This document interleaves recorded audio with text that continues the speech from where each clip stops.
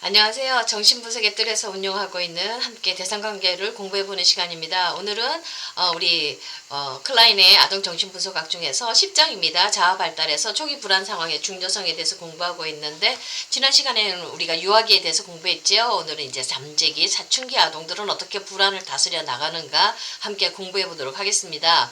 자, 유아기에서는 아직 초자와 이드가 아직 서로 조화를 이루고 있지를 못하지요. 불안이 잘 다스릴 수 있는 그런 자아 수준도 가지고 있지 못하거든요. 근데 이제 잠재기하고 사춘기에 오게 되면 이제 자아하고 초자아가 이제 협력해서 공동의 목표를 세웁니다. 그러면서 현실의 욕구를 참작한 자아 이상을 만들어내면서요, 이제 이 자아가 조금 더 강화되면서 초자아하고 이드 사이의 갈등을 이제 해결해 나가기 시작됩니다. 근데 이때 자아와 이드가 만족스럽게 조정이 되고요, 자아가 충분히 강력해야지만 이렇게 이 자아를 통해서 불안을 다스려 나갈 수 있거든요. 이 부분에 대해서 오늘 좀 더 자세히 살펴보도록 하겠습니다. 자, 첫 번째, 잠재기 아동은 어떻게 불안을 다스려 나가는가 한번 보겠습니다.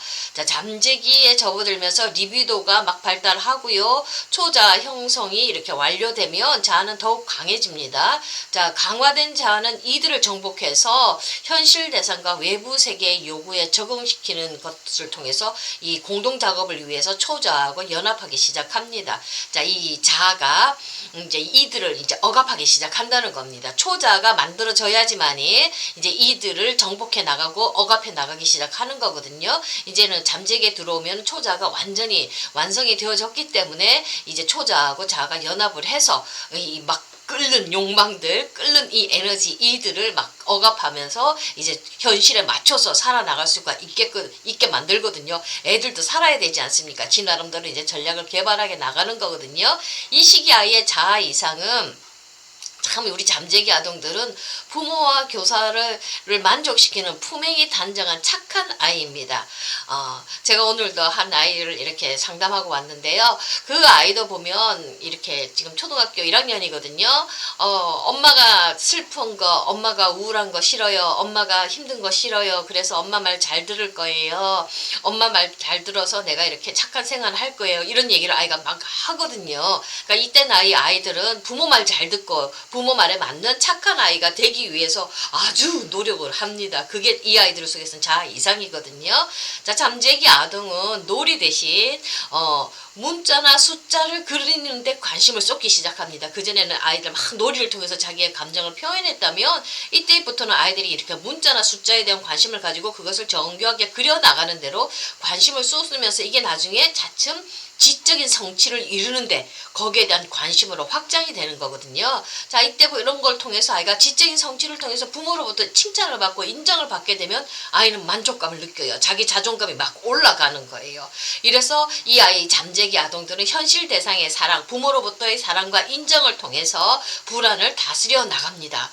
그래서 이때 당시 아이들은 대상이라는 엄마, 그 다음에 현실과의 관계는 아주 너무나도 굉장히 중요해요. 자기 자신의 욕망을 실현하는 것보다 엄마의 말을 듣는 게, 그 다음에 현실과의 관계를 잘 적응해 나가는 게 이 아이들에게는 더욱더 중요한 겁니다. 자, 그래서 문제가 되는 거예요. 이 사회의 학교 생활에 잘 기능하고 잘 적응했다고 해서 이 아이들이 정신적으로 문제가 없다는 것은 아닙니다. 착한 아이이기 때문에 자기 욕망을 억눌러 버렸기 때문에 이 아이들 정신성의 연약함을 이 아이들은 갖고 있고, 그런 아이들이 훨씬 더 문제가 많을 수가 있어서 우리 치료실로 많이 들어오거든요. 자, 잠재기 아동은 연장자들이 아이들의 노력을 이렇게 막 지원해주면, 잘한다 칭찬해주고 지지해주면 아이의 자아는 이렇게 좀 더 힘을 얻게 되면서 이들을 억압해 나갈 수가 있습니다. 그러니까 말 안 듣는다고 해서 이때 당시 아이들, 부모가 아무리 혼을 낸다 해도 말 안 듣잖아요. 잘 행동이 수정이 안 돼요. 그러면 우리 부모들이 전략을 바꿔야 돼요. 이 아이들도 자기가 잘 사회에 적응하고 싶고 부모 말 잘 듣고 싶은 마음이 있거든요. 근데 이때는 아이들이 이 부모가 아이들의 노력을 지원해줄 때, 지지해주고 칭찬해줄 때 아이들이 힘겹게 이 사회에 적응하기 위해서 적응해 나간다는 겁니다. 그러니까 혼내는 것보다는 이때는 아이고 애쓴다, 정말 애썼다, 실패해도 잘할 수 있을 거야, 이런 지지해주는 게 아이들에게, 이 아이들의 자아가 이들을 조종해 나가는데 훨씬 더 힘을 얻을 수 있다는 거 우리가 잘 알고 있어야 됩니다.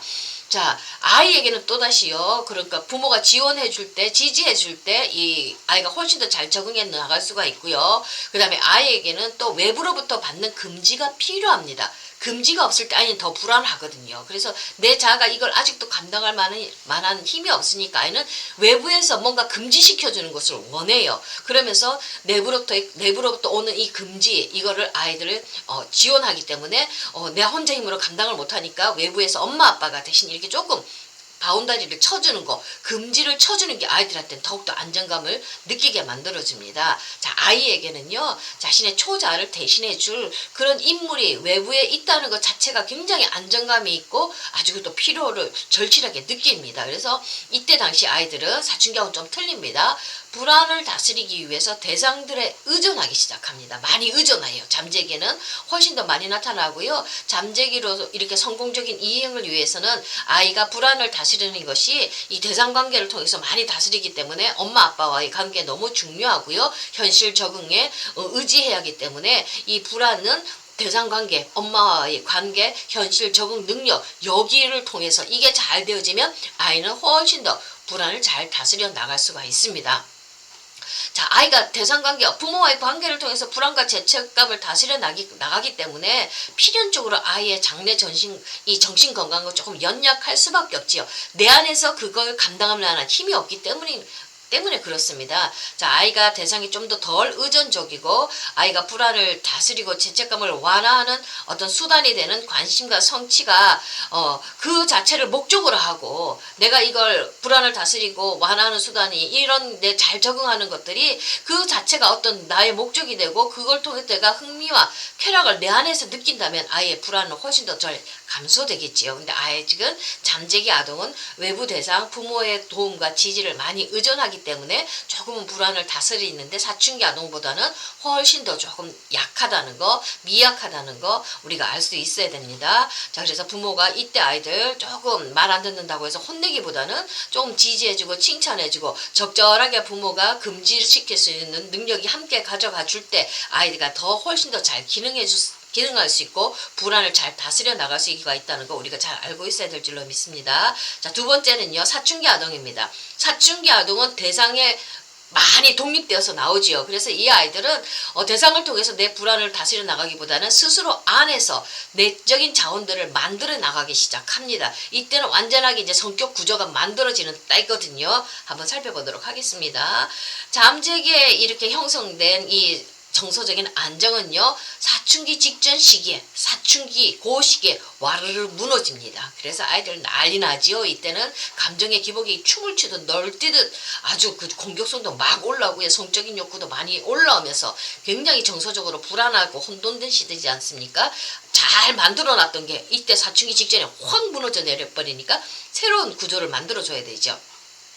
자, 이 시기에는 리비도가 막 올라와요. 성적인 욕구도 막 올라오고요. 이두의 욕구도 막 올라오는데요. 그만큼 또 초자의 압력은 굉장히 또 강해지기 시작합니다. 그리고 또 이때는 자기 스스로 뭔가 행동할 수가 있죠. 그러니까 내가 스스로 성적인 능력이 있으니까 스스로 행동으로 옮길 만한 능력도 있으니까 아이가 훨씬 더 많이 불안감을 느낍니다. 자, 이때요. 본능적 충동이 더 이상 잠재기에서처럼 억제되고 통제되지가 않아요. 내가 이제 뭔가를 할 수가 있어요. 자아는 효과 없는 이전에 어떤 조정을 통해서 새로운 조정뿐만 아니라 이제는 새로운 조정 작업으로 뭔가를 만들어 나가야 될 필요성에 이제 직면하게 되는 거지요.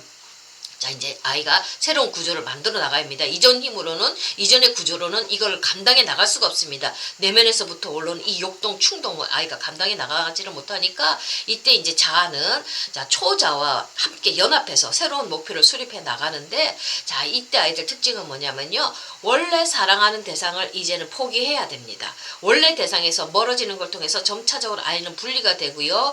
대상들을 통해서 뭔가를 인정을 받음으로 내가 행동하는 게 아니라 이젠 대상들은 포기하고 대상 다리가 대신에 대상이 있었던 그 자리에 이 아이들은 원칙과 자신만의 이상으로 대처를 합니다. 내적인 자원을 내 안에서 만들어내기 시작한다는 겁니다. 자, 엄마와 부모로부터 독립되어서 좀 더 독립된 주체로 성장하면서 내 안에 부모로부터 지원받음으로 뭔가를 해나가는 것에서부터 내 안에서부터 어떤 원칙과 이상을 만들어내면서부터 새로운 현실에 이 아이들은 잘 적응해 나갈 수가 있습니다. 내적인 자원을 내 안에서부터 만드는 거거든요. 요때 아이들은 도덕과 이상, 아주 존경하는 인물들, 이상화 대상들 굉장히 중요합니다. 이런 대상들을 통해서 동의시를 통해서 내가 좀 더 성숙한 인격체로 성숙한 어른이 되어져 가는 거거든요. 자, 한번 또 자세히 살펴보면요. 자, 사춘기 아이들이 더 이상 대상에 충분히 의존하지 않기 때문에 대상에 대한 의존이 불안을 다스리는 주요 수단은 되지 않는다고 말씀드렸고요.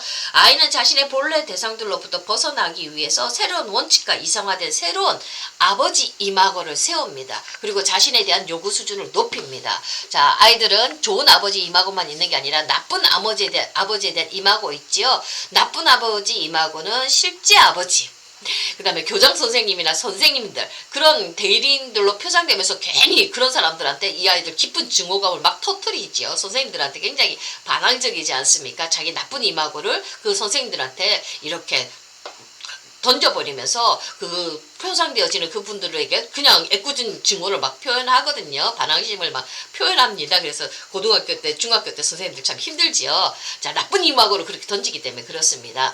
자, 남한은 자신이 미워하는 아버지와 공격적인 관계를 맺으면서 그와 맞먹으려고 합니다. 부모에게 굉장히 반항적이죠.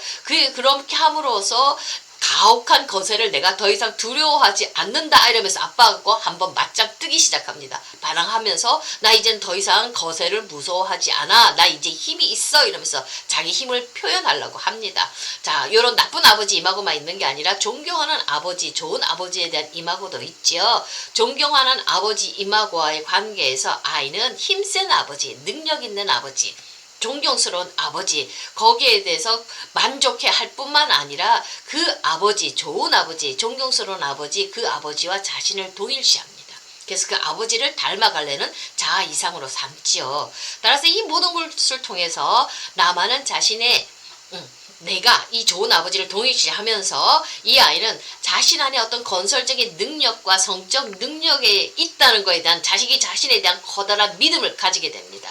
자, 잠재기 아이는 외부로부터 그런 지원을 받았다면 이 아이는 이제 좋은 이마고 대상을 동일시하면서 내게 어떤 좋은 능력이 있고 자아시 이상이 있고 내가 뭔가를 새롭게 건설하는 능력, 성적인 능력, 팔런수가 나한테 존재한다. 자기 자신에 대한 믿음과 자존감을 이때 만들기 시작합니다.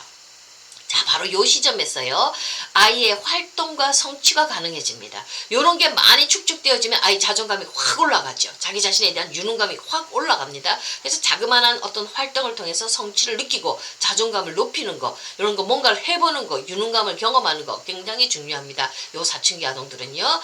자, 육체적이든 지적이든 간에 다른 무엇보다도 용기와 힘, 적극성을 요하는 어떤 그러한 성취를 통해서 아이는 그토록 두려워하던 거세가 자기한테 일어나지 않았고 자기 자신이 무력하지 않았다는 것을 스스로에게 증명을 합니다. 자, 아이의 성취는 자신의 어떤 반동적인 경향을 충족시키고 죄책감을 경감시켜주지요. 그 성취는 아이의 생산 능력이, 자신이 뭔가 할 수 있다는 생산 능력이 파괴적 경향을 능가한다는 것을 보여주면서 대상들에 대한 보상을 표상하기도 합니다. 자, 이와 같은 확신을 통해서 아이가 성취에서 얻은 만족감은 더욱 배가 되죠. 이런 자신감을 통해서 내가 뭔가를 할 수 있어, 내가 세상에서 뭔가 유능감을 실현할 수 있다는 이 성취를 통해서 아이가 자기의 불안을 다스려 나가는 겁니다. 자, 이때는 운동을 통해서라든지 학업을 통해서라든지 내가 뭔가 유능감을 경험해 나가는 것이 자아를 강건하게 만들고 훨씬 더 이상을 통해서, 상징을 통해서, 정신생활을 통해서 아이가 더욱더 불안을 잘 다스려 나갈 수가 있다는 것을 우리가 알 수가 있습니다. 자, 잠재기에서는 아이의 활동의 주위에 인정을 받아 그것을 통해서 아이가 자기 자신의 불안을 다스려 나간다면, 사춘기는 불안과 죄책감의 감소가 자신의 작업과 성취, 그 자체의 가치에서 대부분 비롯되기 시작합니다. 조금 차이가 있지요. 그래서 사춘기 아동들은 좀 더 자기 자신의 힘을, 유능감을 실현할 수 있는 장을 마련해 주는 것이 너무나도 중요하겠지요. 자, 이렇게 잠재기 아동, 그 다음에 사춘기 아동, 불안을 다스려 나가는 걸 통해서 우리가 이 아이들이 점점 성장하고 어른이 되어져 간다는 것을 우리가 알 수가 있고요. 자, 이 불안을 다스리는 문제는 사춘기 때 다 유능하게 잘 다스렸다고 해서 완전히 해결되는 것은 아닙니다. 인생을 살면서, 삶을 살면서 어떤 스트레스 요인이 오면 원초적인 불안들이 다시 올라와서 막 구조가 느른느하는 그런 위태로운 상황이 나오기도 하거든요. 평상시에는 잠잠하게 가라앉아 있다가 결국은 우리 인생은 이 불안을 어떻게 다스리느냐, 이 불안을 내가 이걸 잘 다스려 나가는 그 정도에 따라서 우리 정신생활이 많이 건강해질 수가 있고 병리로 떨어질 수가 있다. 이렇게 저는 생각이 되어지거든요. 불안과의 싸움이라는 얘기입니다. 감사합니다.